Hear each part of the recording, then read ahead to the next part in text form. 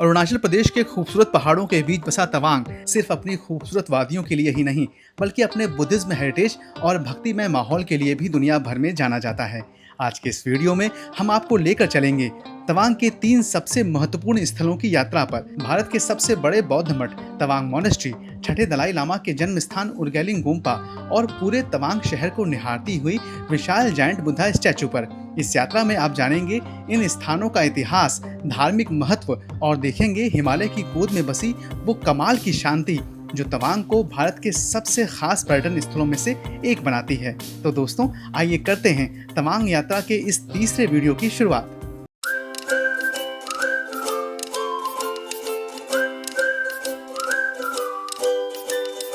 दोस्तों, हमारी ट्रैवल जुनून की तवांग यात्रा की शुरुआत हो रही है तवांग मठ से, जिसे तवांग गोम्पा के नाम से भी जाना जाता है और तवांग मोनेस्ट्री भी कहते हैं।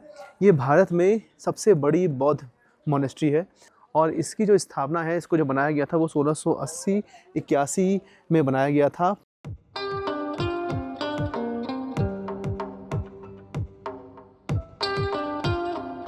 दोस्तों, तवांग मोनेस्ट्री के जो कोर्टयार्ड है, उसी कोर्टयार्ड में टेंपल है और टेंपल के अंदर हमें मिले हैं संगलेटा जी।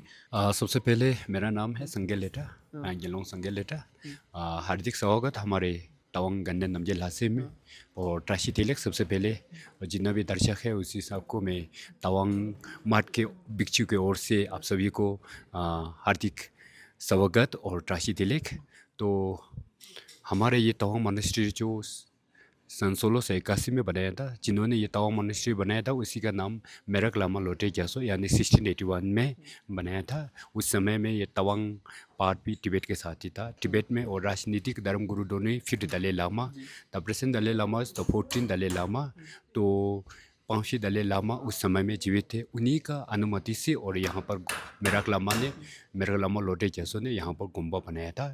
तो गुम्बा बनाने के इसके बाद में ये जो मेरा बैक साइड में जो यहाँ का मुख्य जो स्टैचू है लॉर्ड बुद्धा का, तो ये स्टैचू जो ये तिब्बत से लेके आया था, तिब्बत से उसको पार्ट बना के लेके आया था और यहाँ पर आके उसको जॉइन किया था। जी जॉइन किया था। और उसको मटेरियल है पीतल से बना हो, ऊपर का सोने से रंग चढ़ा हुआ है और नीचे से ऊपर तक उसका 28 फीट है, 28 फीट है।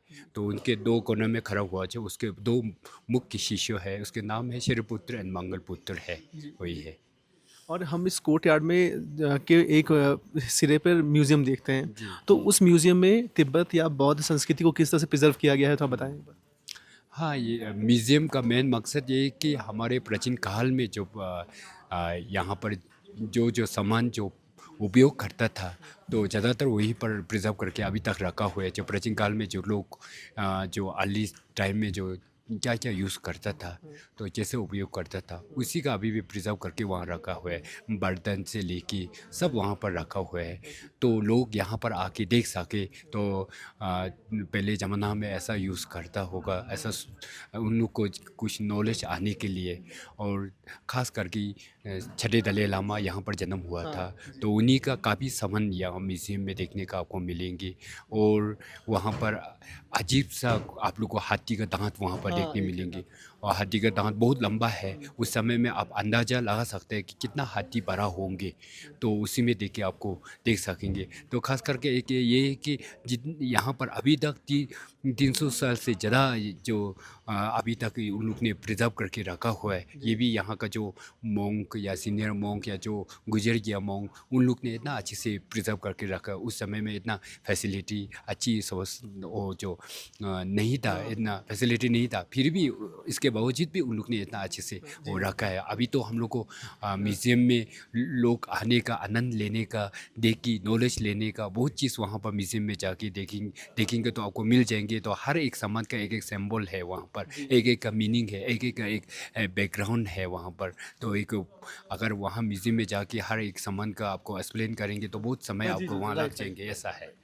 मतलब दोस्तों, बातचीत का यही मतलब है कि जब कोई यहाँ पे आए तो सिर्फ हम लोग देख के चले ना जाएं, हम लोग उसको समझें भी कि उसकी वैल्यू क्या है, उसकी हिस्ट्री क्या है, तभी हम उससे जुड़ाव अपना बना पाएंगे।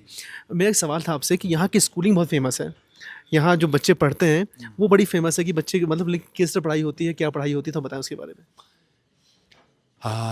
खास करके हमारे ये centre for Buddhist culture studies means यहाँ पर बौद्ध धर्म के बारे में, बौद्ध फिलोसफी के बारे में, बौद्ध रिलीजन के बारे में, बुद्धिस्ट जो साइंस के बारे में यहाँ पर पढ़ाया जाता है। इसके अलावा यहाँ पर Hindi, English, social science, mathematics ये सब भी हम लोग पढ़ाया जाता है। तो यहाँ खास करके अपना बुद्धिज़्म के बारे में पढ़ाया जाता है, साथ ही साथ में ये सब भी हम लोग पढ़ाया जाता है। यही है। लेकिन मैंने ये भी सुना है कि यहाँ जो फैमिली के 3 बच्चों में से बीच वाले बच्चे को भेजते हैं। मैंने पहले आपको बताया कि सन 1681 में हमारे ये मठ जो बनाया था मेरा लामा लोटे ग्यासो ने। इसके बाद में एक ऐसा नियम बनाया था फिर दलाई लामा ने तवांग के अंदर में या वेस्ट केमिंग के अंदर में, खास करके तवांग इंटर तवांग के अंदर में हर घर में, हर फैमिली में 3 लड़का हो या 3 से अधिक हो तो सेकंड वाला यहाँ पर लेके आना, यानी सेकंड बॉयज़ जो यहाँ पर कंपलसरी यहाँ पर लेके आना, एक ऐसा नियम बना है। वो अभी भी परंपरा से ऐसा आता है, वो जो नियम जो अभी भी पालन करता है। मैं भी सेकंड वाला हूँ, अरे वाह। यही है। तो क्या आप लोग शादी नहीं करते हैं, परिवार नहीं बनाते? हम लोग ब्रह्मचारी है, हम लोग शील जो ऑर्डिनेशन ले लेंगे तब हम लोग मोंक बन जाता है। तब उसकी शादी करना ये सब हम लोग को अलाउड नहीं है। हम लोग सन्यासी ले लिया, ब्रह्मचारी है। हम लोग को जो ये ट्राइब जो मोम्पा ट्राइब है, अरुणाचल में बहुत माइनॉरिटी का एक ट्राइब है। तवांग में सबसे पूरा मोम्पा ही है, मोम्पा टाइप का है। लेकिन मोम्पा जो बुद्धिस्ट ही है, यही है जो हम लोग को पढ़ता है, सीखता है, लिखता है। ये सब हम लोग अपना बोधी लैंग्वेज यूज़ करता है, बोधी लैंग्वेज, बोधी स्क्रिप्ट हम लोग यूज़ करते हैं। अगर बोली बोलते हैं मोम्पा ही बोलते हैं, मोम्पा खाली डायलेक्ट ही है, उसको बोल सकता है, लिखने का वो लैंग्वेज नहीं है। जैसे यहाँ के लोग सर्कल पे कुछ बना रहे हैं, क्या चीज़ है? ये मंडाला कहते हैं, मंडाला। मंडाला मंडाला तो आपको मालूम है, वही अभी जो आर्टिस्ट बनाते हैं वही है। जो आपने सुना हुआ काला चक्कर का मंडाला होता है, तो ऐसा, तो इसका तो बहुत सा मीनिंग है। लेकिन मंडाला खास करके इसमें आता है कि बुद्धिज्म में सूत्रयान और तंत्रयान 2 होता है। वो मंडाला ये सब तंत्रयान के अंदर में आ जाता है। तो अगर तंत्रयान को अच्छे से आप जानना है तो सूत्रयान को पहले आप स्टडी करना पड़ेंगे। तो अगर उसको बेसिकली आप सूत्रयान को अच्छे से जान जाएंगे तब आप तंत्रयान के ऊपर में आ सकेंगे। नहीं तो मैं आपको ऐसे एक्सप्लेन करेंगे तो इतना आपको समझ में नहीं आएंगे। ऐसा है। 5वें दलाई लामा चाहते थे कि हिमालय के पार जो क्षेत्र हैं वहाँ पर ऐसा मठ बने या ऐसी मोनेस्ट्री बने जो तिब्बती जो ज्ञान है उसको बढ़ाए। तब उनके आदेश पर जो उनके शिष्य थे वो एक घोड़े को लेकर आते हैं और यहाँ पर वो ढूंढते हैं कि कहाँ बनाया जाए मोनेस्ट्री को, और उनका घोड़ा खो जाता है। और जब घोड़ा उनको मिलता है तो घोड़ा इसी पहाड़ी पर ये जगह घास खा रहा होता है, और घोड़े की मौजूदगी के बाद इस जगह को चुना गया मठ बनाने के लिए। और तभी उसी वजह से इसका नाम तवांग भी पड़ा, क्योंकि त मतलब होता है घोड़ा और वांग मतलब होता है खोजा गया। दोस्तों, इस मठ का पूरा नाम गालदेन नामग्याल लाहत से है और इसका मतलब होता है पूर्ण विजय का दिव्य स्वर्ग। दोस्तों, तवांग मोनेस्ट्री में प्रवेश करने के बाद जब आप कुछ कदम चलते हैं तो आप आ जाते हैं इस कोर्टयार्ड में। ये बेसिकली एक आंगन जैसा एक स्ट्रक्चर है और इसके चारों ओर इमारतें बनी हुई हैं उसी समय की 1680-81 के दौर की। इस कोर्टयार्ड की अहमियत है क्योंकि यहाँ पर हर साल नवंबर के महीने में मुखौटा डांस होता है, उसको चाम डांस भी कहते हैं इंग्लिश में। तो उस मुखौटा नृत्य में यहाँ मुखौटे पहनकर लोग नृत्य करते हैं, किसी इवेंट होता है, फेस्टिवल्स होते हैं। और इसके अलावा यहाँ पर रिलीजियस गैदरिंग भी होती है। इस सर्दी के मौसम में अगर चाय का सुख मिल जाए तो ये सर्वोत्तम सुख कहलाता है, इससे बड़ा सुख कोई नहीं है। और देखिए यहाँ पर ये चाय अवेलेबल हो रही है सभी जो टूरिस्ट हैं उनके लिए, और हम भी इस चाय का सेवन करने जा रहे हैं। जय हो चाय की। दोस्तों, तवांग मोनेस्ट्री में ये यहाँ का म्यूज़ियम है जिसके अंदर आपको तिब्बत का कल्चर प्लस बुद्धिस्ट हिस्ट्री जानने को मिलती है। इसकी एंट्री फ़ीस है 20 रुपये पर पर्सन की, और चिल्ड्रन जो 15 साल से कम एज के बच्चे हैं उनकी एंट्री यहाँ फ्री है। दोस्तों, मैं तवांग के म्यूज़ियम में हूँ, तवांग मोनेस्ट्री के म्यूज़ियम में हूँ, और यहाँ पे एक तरह से जो एंशिएंट हिस्ट्री है उसको प्रिजर्व करके रखा गया है। और बस 100 बात की बात बताऊँगा दोस्तों, मानो तो मैं गंगा माँ हूँ, ना मानो तो बहता पानी। अगर आप इस चीज़ को जानेंगे समझेंगे तो बहुत कुछ है, और नहीं कोई जो अगर जानेगा समझेगा तो कुछ भी नहीं है। ये देखिए, यहाँ पर रियल के फुटप्रिंट्स हैं लामा के, और ये जो लामा थे वो गेलोंग लोब्सांग थाप के उनका नाम था, और उनके रियल के फुटप्रिंट्स हैं। ये जो चीज़ें इस्तेमाल होती थी कई सदियों पहले, उन तब के उन चीज़ें यहाँ रखी हुई हैं। जूते हैं देखिए उस ज़माने के, ये मुखौटे हैं जो रखे हुए हैं, ये गॉड होते थे, गॉड के मुखौटे हैं। ये देवी हैं, उनकी देवी के मुखौटे हैं। और जब हम आगे आएंगे तो आगे देखिए, ये हाथी का रियल का दांत है जो 7वीं सदी में निकाला गया था ज़मीन के अंदर से।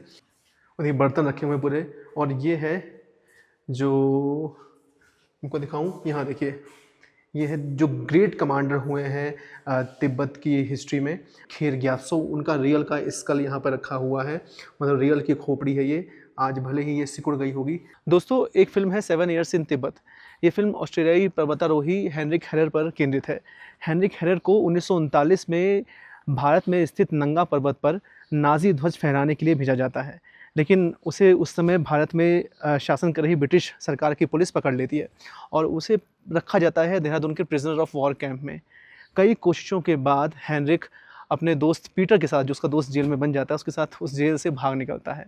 भारत के गली गली होते हुए, शहर शहर होते हुए, मंदिरों में कच्चा मांस खाते हुए हेनरिक अपने दोस्त के साथ पहुंचता है तिब्बत में, एक ऐसे देश में जहां के लोग चींटियों को भी नहीं मारते हैं। और वहां उसकी दोस्ती हो जाती है नन्हे दलाई लामा से, यानी 14वें दलाई लामा से। उस टाइम दलाई लामा एक नन्हे रूप में थे, बाल्यकाल था, उनका बच्चे थे, और उन्हें बाहरी दुनिया को लेकर बड़ा इंटरेस्ट होता था। तो हेनरिक जो घमंडी स्वभाव का था, और दलाई लामा जो मासूम थे, जो विनम्र थे, लेकिन बाहरी दुनिया से अनजान थे। तो वो हेनरिक से समझते हैं बाहरी दुनिया का ज्ञान, और हेनरिक उनसे सीखता है शांति और दयालुपन का पाठ। लेकिन उसी देश में कब्जा कर लेता है उसका पड़ोसी देश, जो लोग चींटियों तक को नहीं मारते थे, उसको उसका पड़ोसी देश ही निवाला बना बैठता है। और फिर यहाँ से शुरू होती एक नई कहानी। हेनरिक का दोस्त दलाई लामा भारत पहुँचता है, और वतन से बेवतन हो चुके लोगों की कहानी सिर्फ कहानी बनकर रह जाती है। अगर मौका मिले तो इस मूवी को ज़रूर देखिएगा।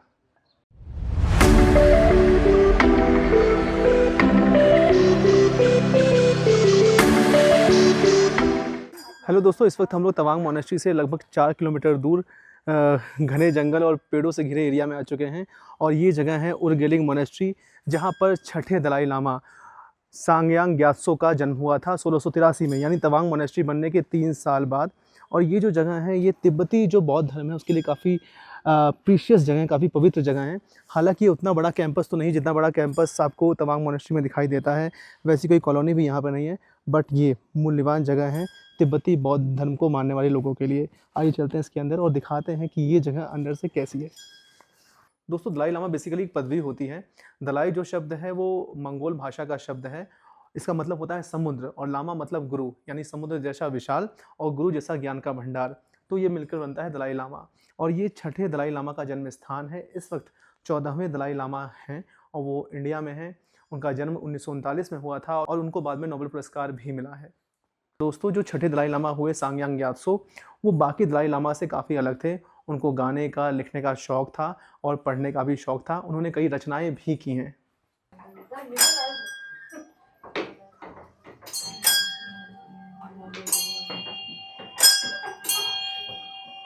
दोस्तों, दोपहर के बज रहे हैं 3 और हमने कर ली है पेट पूजा। यहाँ पर ओल्ड मार्केट है तवांग में, और जस्ट ओल्ड मार्केट से पहले नेहरू मार्केट है। तो यहाँ पर ये बंगाली किचन करके, बंगला किचन करके यहाँ एक रेस्टोरेंट है। यहाँ पर हमने कल भी लंच किया था और आज भी हमने लंच किया, लेकिन जैसे ही हम लंच करने लगे तो एकदम से क्राउड आ गया, और मोस्टली यहाँ बंगाली लोग ही आते हैं। तो सभी यहाँ पर बांग्ला नाम देखकर, और उस टेस्ट के लिए भी, खाना भी अच्छा होता है इनका, सब लोग एकदम भीड़ सी आ गई। तो हमें जल्दी जल्दी हमने खाना ख़त्म किया अपना। हाँ, हम उस खाने का वीडियो नहीं बना पाए। तो खैर, खाना टेस्टी था, पेट पूजा हमारी हो गई है। लेकिन दोस्तों, एक चीज़ है, जैसे हमारे पूर्वांचल में क्या होता है, चावल भी होती है, रोटी भी होती है, और फिर खाना होता है। तो यहाँ पर सिर्फ चावल आपको मिलता है, रोटी आपको नहीं मिलती है। 150 रुपये में आप अनलिमिटेड ले सकते हैं फूड, कितनी बार भी उसको ले सकते हैं। चावल, दाल, सब्ज़ी जो भी हो आप ले सकते हैं, लेकिन रोटी यहाँ नहीं होती। ये एक बात है जो आपको जाननी चाहिए।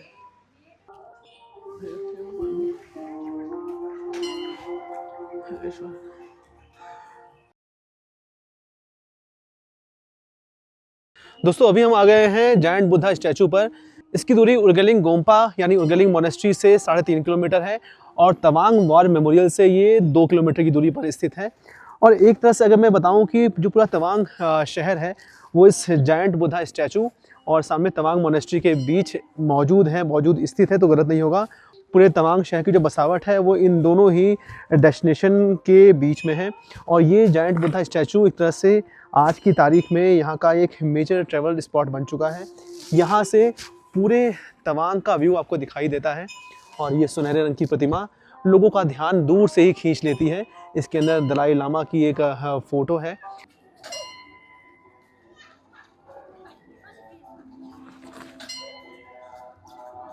दोस्तों हम लोग जायंट बुद्धा स्टैचू पर हैं तवांग में, और यहाँ हमें तिब्बतियन प्रेयर फ्लैग्स दिखाई दिए हैं। आपने भी इन प्रेयर फ्लैग्स को बहुत जगह देखा होगा, लेकिन बहुत ही कम लोग ऐसे हैं जो इनका मतलब समझते हैं। इन प्रेयर फ्लैग्स की खासी अहमियत है। इन्हें तिब्बती भाषा में लुंगता कहा जाता है। ता से तवांग भी है और लुंगता में भी ता आता है। तो ता का मतलब है घोड़ा और लुंग मतलब हवा, यानी हवा का घोड़ा इसको कहा जाता है। इसमें जो आप नीला रंग देखते हैं वो आकाश का प्रतीक है, जो सफ़ेद देखते हैं वो हवा का प्रतीक है, लाल अग्नि का प्रतीक है, हरा जल का और पीला पृथ्वी का। इन 5 तत्वों के संतुलन को जीवन और प्रकृति की समरसता का प्रतीक भी माना जाता है। और अक्सर इन झंडों पर बुद्ध के मंत्र, प्रार्थनाएं, शुभकामनाएं, पवित्र प्रतीक लिखे होते हैं। लेकिन जो फेमस वाक्य है जिस पर लिखा होता है वो है ओम मणि पद्मे हम, और ये मंत्र है। और अक्सर इसे ऊंचाई की जगहों पर बांधा जाता है। ऐसा मानते हैं कि जब हवा चलती है और ये फ्लैग्स जब उड़ते हैं तो इनके साथ जो पॉजिटिविटी है वो भी दूर तक फैल जाती है, और इससे जो पूरा जो एनवायरनमेंट है वो पॉजिटिविटी से भर जाता है। ये एक अहमियत है इन फ्लैग्स की। पहाड़ों और ऊंची चोटियों के बीच प्रार्थनाओं की गूंज और शांति के संदेश को संजोए तवांग आज भी अपनी आध्यात्मिक पहचान को जिंदा रखे हुए है। तवांग मॉनेस्ट्री, उर्गेलिंग गोम्पा और जायंट बुद्धा स्टैचू हमें याद दिलाते हैं कि असली यात्रा सिर्फ जगहों की नहीं बल्कि मन की भी होती है। इसी संदेश के साथ हम आपसे विदा लेते हैं। मिलेंगे जल्द तवांग की ही किसी नई जगह, नए एक्सपीरियंसेस के साथ। नमस्कार।